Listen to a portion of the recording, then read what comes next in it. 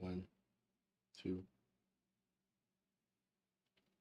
I'm 42 years old. I've been self-employed since I've been 16 years old.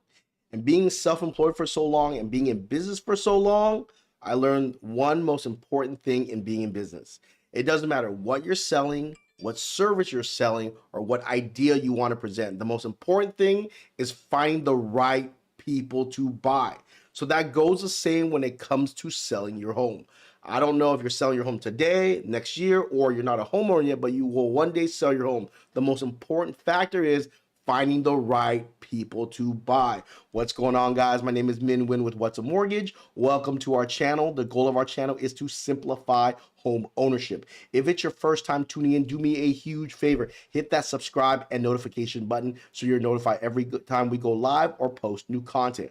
We go live every Monday night on Facebook and YouTube at 9 o'clock, and we post content daily on Instagram and TikTok. And we also go live on TikTok and Instagram as well.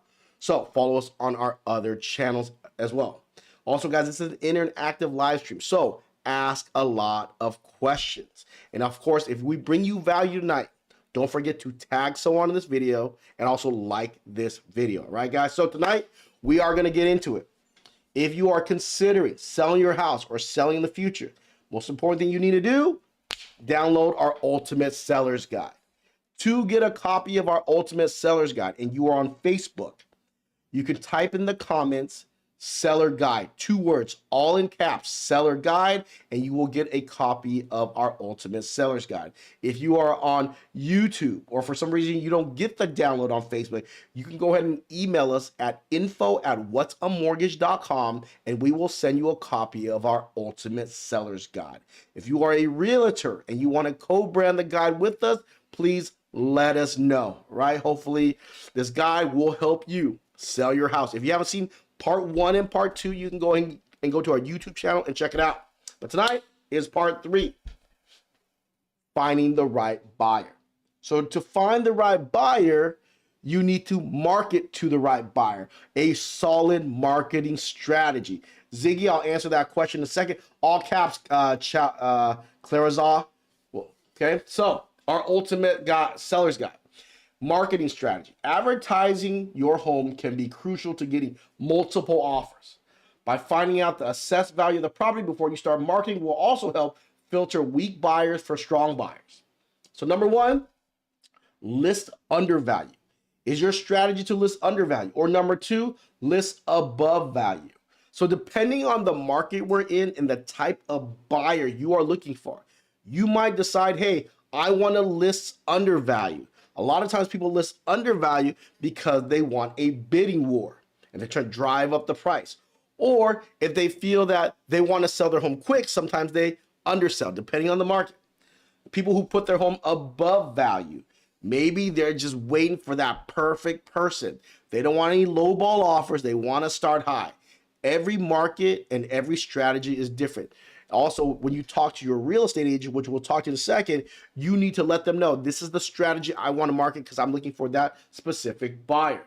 Number 3, realtor marketing. Okay. Number 4, virtual tours, which is big now. And number 5, open houses. Let's talk about realtor marketing. A realtor is going to come to your house and tell you how they're going to market your property. Get the plan from them. Make sure they have a solid plan. They're not taking your property and they're just putting on the multiple listing services, right? The MLS, Redfin, and Zillow. What else are they doing to market your property? Are they going to have a party there? Are there going to be a taco man or a hot dog man or woman, right? So how is the realtor going to market your property to sell it? What edge are they going to give you over another listing that might be a model match in your neighborhood? And number 4, virtual tours. People laughed about virtual tours until COVID kicked in. When COVID kicked in, virtual tours boomed. Maybe you want someone to come see your house. Oh, sorry about that. Maybe you want someone to come see your house, but you don't want them in, right? During COVID, a lot of times sellers didn't want people to come in. So people bought on before they even saw the house. Or maybe you're selling your house and you want people out of state to see it and write an offer. You want to increase more bids. So a virtual tour does help people who aren't local. Maybe you're having an investment property that you want to bring other investors in. Virtual tours help amazingly. And last but not least, open houses. Traditional, right? Maybe there's something special you see in your house and you want a specific price. Maybe that open house is going to get someone to come to your house and see the house exactly the way you see it. Maybe that comfort, that little nook in your house, maybe the whole neighborhood, maybe you need that open house. So depending on the type of buyer you bring in, you need to set the strategy. It's important to set the strategy. And number 6, which is big right now, advertising on social media. Is your realtor popular? Do they have a lot of followers where you can market the property? Number 7, target online advertising. So this is when you want to get specific. This is when you're dealing with a ninja real estate agent, or they have a marketing person that can help out. In a buyer's market, this helps out a lot. In a seller's market, you probably don't need number 6 and 7, but in a buyer's market, you need more exposure. So having your agent or yourself list the property on social media. Maybe you might have a friend or family or a neighbor that might, oh, I didn't know you were selling your house. So that might bring the right buyer, someone you might even know, to buy your property. And number 7, target marketing. So now Facebook ads, YouTube ads, TikTok ads, Google ads. There's something called geofencing, geo-targeting, where they're only targeting a specific area and making sure your property pops up everywhere. As they're looking on Zappos, Nordstroms, whatever they're looking at, your property pops up. Well, there's an open house here. Oh, here's a virtual tour. Oh, I didn't know this house was listed. It's down the street from me. So it's important that you know these type of marketing. And when you do number 6 and 7, the type of buyer you're going to get most likely will be very efficient at doing an application. They might move really quick. They know how to maneuver through the internet. I noticed that a lot of times when, we run ads and we notice when people reach through the internet, they already know how to do the application online. They move like swiftly. Sometimes when you don't market it, the person wants to engage more, ask more questions, maybe come see you in person, right? They might eat up time for you to sell your house. It all depends on what your goal is, but make sure you know these marketing strategies. The reason why it's important, once you know the different strategies, you might not pick the strategy, but you should have them in hand, because the next step is picking the right realtor, interviewing the right real estate agent. Have your marketing pieces together. Tell them you got it from What's a Mortgage, okay? Because you don't want them like, well, why aren't you doing this to my house? Why aren't you doing that to my house? Why aren't you adding this? I need to sell my house to this type of clientele. I want to find this type of buyer, okay? So when you do pick a realtor, there are a lot of realtors who are great at selling homes. But it's important that you work with a realtor that you trust and that has your best interest in mind. You want to have someone that is licensed and also great at communication. Even though it sounds crazy, but a lot of real estate agents are not licensed who are selling homes. Of course, majority are, but there are some that are not. So if they're not licensed and they're trying to sell your home, something's not adding up. It does pop up. So you want to pull their license, make sure it's active. And the next step is, are they good at communicating? Do they communicate well with you? If they're not good at communicating with you or negotiating with you on selling your property, how do you think they're going to deal against a buyer or a buyer's agent? Let's say there's miscommunication and you wanted that buyer really badly. So if they're not good at communication with you, there's something not adding up. I would probably back off, okay? And these are the questions you want to be able to ask the agent, and you want them to be forthcoming, even though it might not be a great answer, but you want to know the truth. Questions you should ask: how many listings have you had in the past year? How many homes have you sold in the past year? Do you sell homes at, above, or below asking price? How long, on average, do your listings sit on the market? How will you market my home for sale? Okay, you want to see their marketing plan.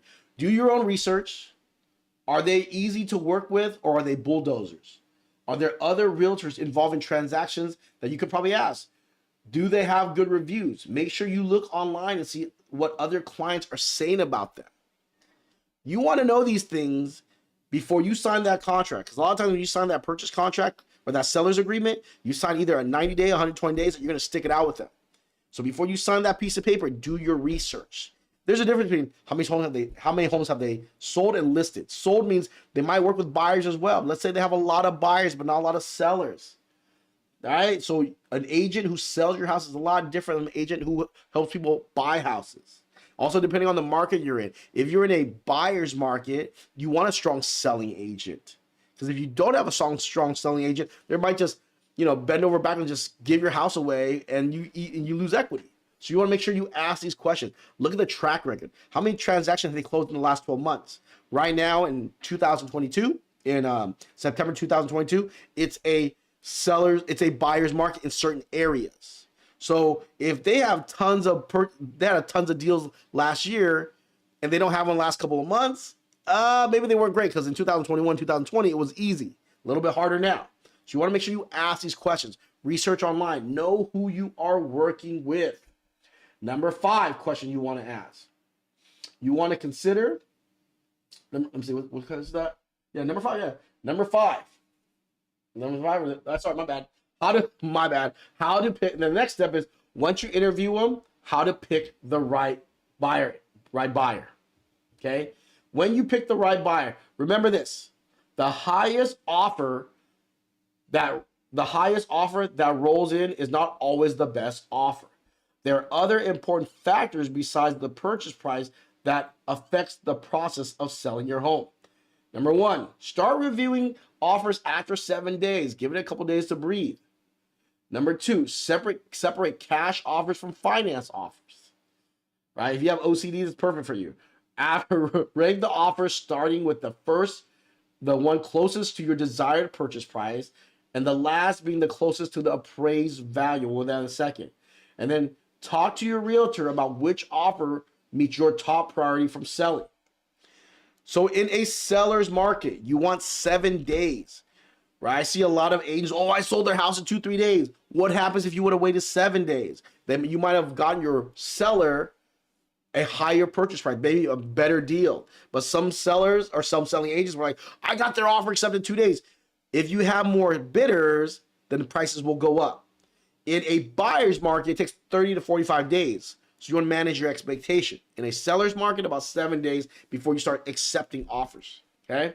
Also, you want to separate your cash offers from your finance offers. And then, are your cash offers, are they all lowball, or any of them above asking price? Who's showing the most assets and reserves? Same thing, finance. Who's got the best credit? Who's got reserves? Who has a pre-approval for someone that the selling agent might recognize?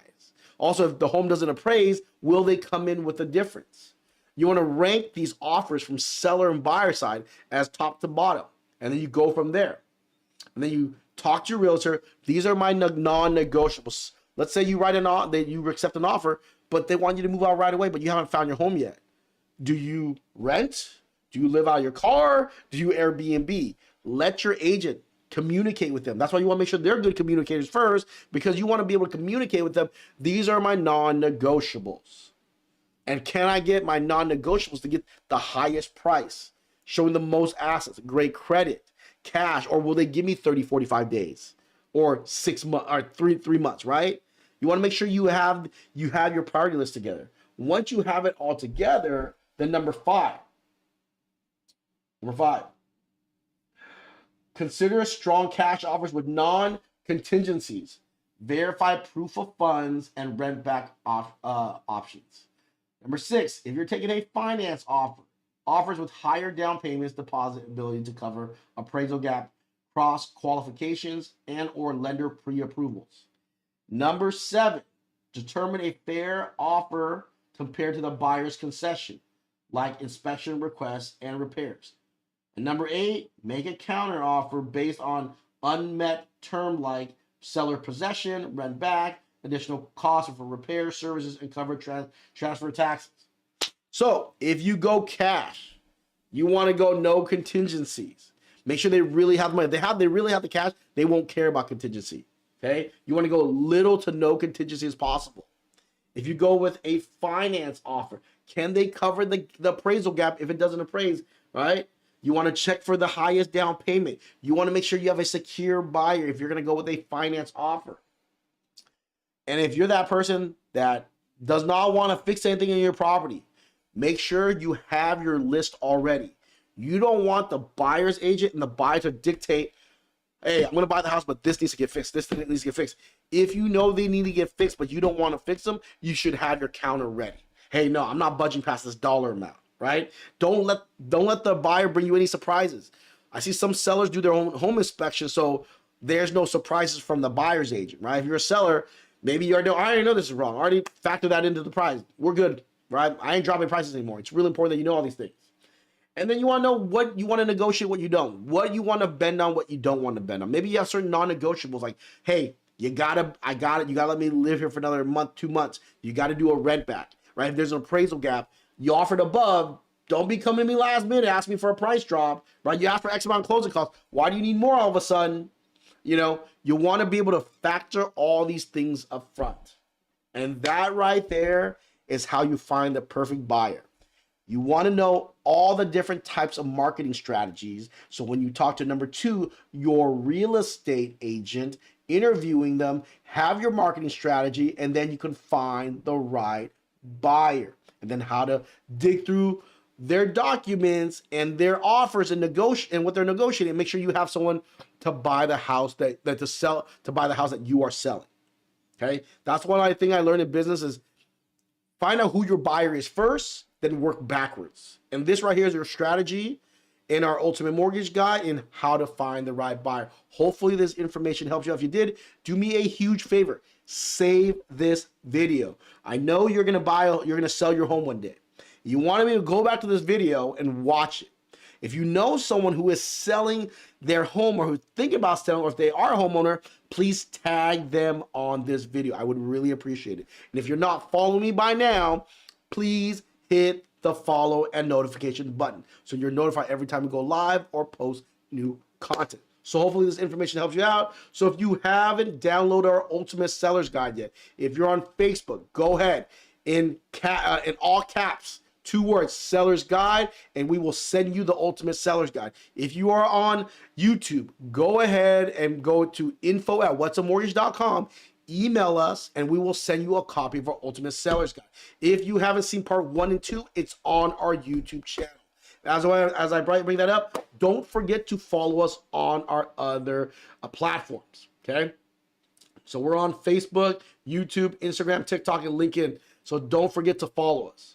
Also, guys, if you do want to talk, hey, man, I know you're not a real estate agent, but I've been watching you forever, and I trust asking you information about selling my house first. Before I talk to an agent, give us a call, 714-790-9697. If you have questions regarding selling your house or any mortgage or real estate need, email us, info@whatsamortgage. Also, if you want to download our Ultimate Mortgage Guide, Ultimate Mortgage Guide for buying, FHA VA guide, go ahead and go to whatsamortgage.com and download our guide. All right, guys. So let's get some Q&A. What's going on, DNT Entertainment? Thank you for tuning in for the first time. Ziggy, what's going on? Ziggy has a question. Min, what's the max seller credit on 25% down? So the max seller credit, I think up to 25% down is 10%. All right, Ziggy, on owner occupied. Owner occupied. Up to 10% down, you can go 6%. I think once you go from 10 to 25, you can go up to, I think, let me verify that. Let me verify that really quick. Give me 1 second here. I think I did that. Closing cost, 25% down. Let's see here. Yeah, 10%. 10% if you go 25% down or more. If you go 10 to 24.99, then it's 6%. Hopefully that helps you out. Clarissa, what's going on? Thank you so much. DNT, thank you so much for signing in. Hey, man, what are your thoughts on the 2-1 buy down? Okay, so if you guys have been following me for today, if you haven't checked out my Instagram and TikTok, right, go ahead and do so. I talked about how banks are breaking the rules, and they are. Some of you, I got so much heat from loan officer industry and real estate industry. Like, why would you say that? Why would you hurt us by saying that they're breaking the rules? You know, I keep it 100 with you guys. They're breaking the rules, but they're not going to get in trouble because they're the bank.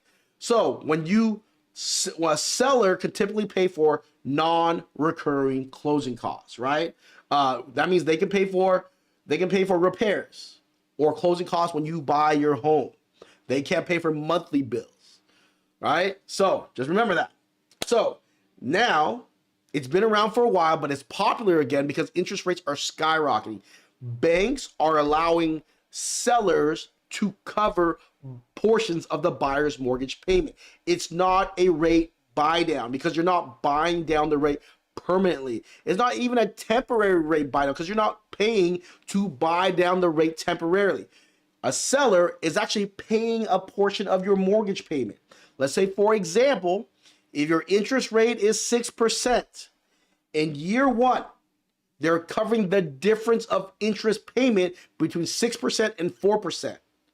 Of course, every month, you pay a little bit less interest. That's why I tell you it's not a buy down. So for year one, they're going to pay 2% interest, 2% off from your current interest rate. So if your interest rate is 6%, you're going to pay interest rate on 4, they're going to cover the 2% difference. Year two, let's say your rate 6%, they're going to cover 1% difference. So you're going to pay rate on 5%. So they're prepaying your interest for year one and year two for you to have the lower mortgage payment. So home ownership can be more accessible or more reasonable. A lot of you guys qualify, but you're waiting like, hey, let me wait till rates pull back. I don't love the payment. Here's a way for sellers to cover your mortgage payment. But in the 2 years, when rates pull back, they have to, right? At this point now, we're not in a good stage where as soon as they flatten out inflation, they're going to pull back on rates. If they pull back while you're making your lower payment, you can refinance to grab that lower rate. If they've already prepaid, that interest is gone. You can't, oh, well, I only used the 1 year if I can't get it back. You can't do that. So that's how the banks are breaking the rules because typically they do not allow sellers to do non-recurring closing costs. Take that back. Rewind. You can only cover non-recurring closing costs, not recurring. So they're allowing the seller to cover it. Back in the gangster days, right? 2007, 2008. It's been around for a while, but back in the days, investors, because homes were going up in equity so much, they were taking the equity and giving the money back to the buyers to cover a year's worth of mortgage payment. That is completely illegal. It's called equity skimming. You're skimming off the top of the equity to give money back to the buyer on something that you're not supposed to. You're supposed to do repairs if you want or closing costs. You can't give them money unless they're a family member to cover their credit card debts or to cover any credit debt or to pay your mortgage payment. But they are allowing it for the reason where they're going to qualify you based on the real rate, right? The 6% rate. Let's say your rate was 6%, but they're going to allow the seller to make the payment for you. I think it's a great program. Even though the banks are breaking the rules so they can stay in business during this time, a lot of banks didn't have this program.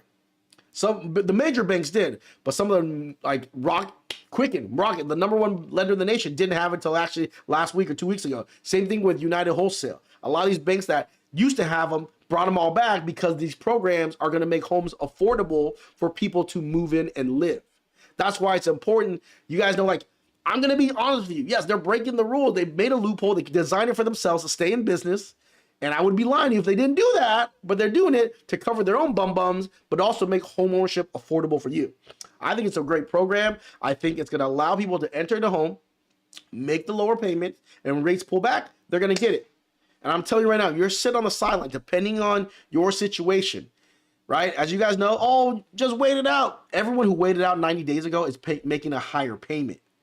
Even though prices are coming down, where are mortgage payments right now? Payments haven't crashed that hard yet, but rates are up higher. So the longer you wait, it's just going to get more expensive. And when rates pull back and prices are down, rates pull back, you know how many buyers are sitting on the sideline. I know you are too. If rates pull back, you're going to be flooding the market full of buyers. Also, investors, they're going to compete and you're going to have to pay above asking price or come in with a difference if the home doesn't appraise. But if you're not in a position to buy, do not buy. But if you are in a position to buy and you don't have that 20-25% down to offset the higher interest rates, this 2-1 buy down could be for you, right? Oh, I'm just going to wait it out. Hopefully you do wait it out and something good happens, but most people, it doesn't happen for normal people. Yeah, there are those few that get lucky, but if you want to gamble on being the few, it's up to you, But these 2-1 buy downs, I think it's a great deal. All right, hopefully that helps you out, guys. If you have more mortgage questions, I have mortgage answers. Let's bring on the questions, especially YouTube people. I don't really go YouTube live too much or answer questions through YouTube. So please bring on your questions, YouTube. Does that go into escrow account, and is that part of the 10% seller concession? Seller credit that we talked about. Yes, Ziggy. So if you get 10% in closing costs, you probably can use 3%. So with the 10%, you can probably get away with the seller covering doing a 3-to-1 buy down, which is even more gangster. That means year one, they're covering 3% of the rate. Year two, 2%. Year one, 1%. The difference, right? The difference of interest. If you can get 10% closing costs, and you can still cover your closing costs. That's why with 10 to 24% down, right? With the 6%, it's enough. 24%, 0.99 and higher, 10%, you should be able to cover a big chunk and then some. On investment would be really hard. It's pretty much for owner occupied to do these buy downs. I got a rate of 4.75 locked until end of November, conventional 5% down. Is that good?